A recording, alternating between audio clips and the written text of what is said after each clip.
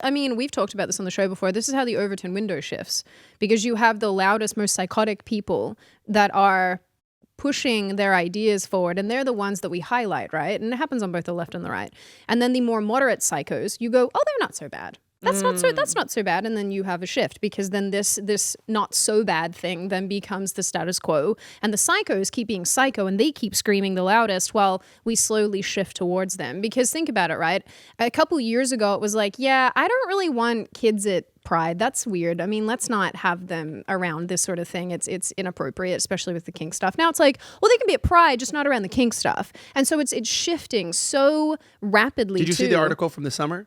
Yes. It literally says that kids love kink. I know. And we talked about this on, we were talking about this earlier, that guy Alok, how he said that little kids are kinky. So the conversation, sexy or whatever it was. So the conversation, like you were saying, went that fast. Yeah. Where it was like, kids shouldn't be around kink, to now maybe the kids are the kink. And you're like, ooh, that's disgusting. Even think about it in the transgender conversation. And I mean, like, I freely admit, I'm like, yeah, I'm cool to just like leave people alone. If you want to do what you want to do, that's fine, as long as I don't have to pay for it. But think about, I mean, people who are more hardline towards it would be like, now, because you're having all these complete psychopaths highlighted in the transgender conversation, you're going, oh, well, they're the weird ones. But these ones over here, they're fine because they're whatever. You know, they're not upsetting anybody or causing a scene. Whereas, you know, how do you get to that point? It's because of the shift, you know? Exactly what you're talking about right now. I've noticed when I came from Australia to Canada, I was like mind blown. My parents are like, it is horrible here, I know. And I'm like, it's so free.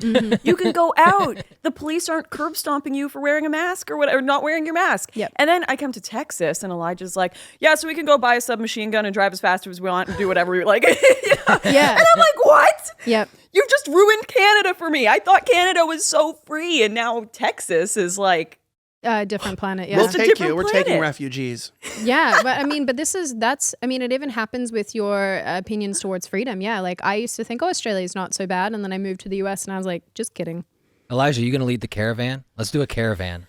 To where? Oh, from Australia? From just from everywhere else, pretty much. No, I'm not. I would prioritize Western countries for refugees. I will. I mean, we should start saving some Aussies. I feel so bad when I get messages from people who go, Sydney, how do I move? What visa do I get? And I'm like, fam, you got bigger problems than that. You have to apply to the government. I mean, I didn't know this. You physically can't go home to Australia.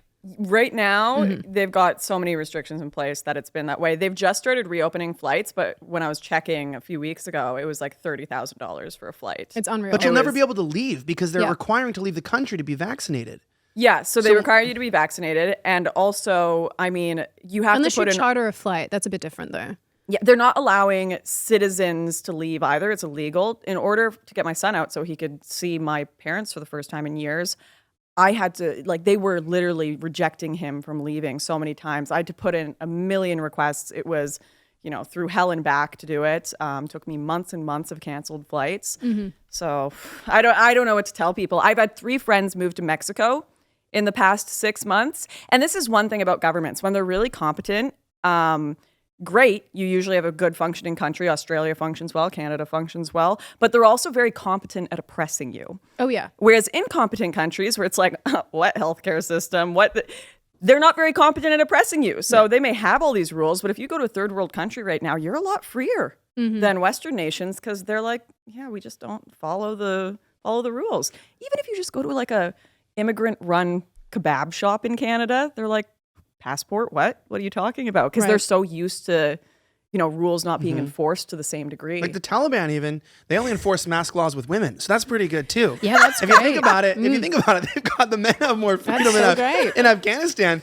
But I am saying with all these restrictions and laws, like the people who are doing all this are evil.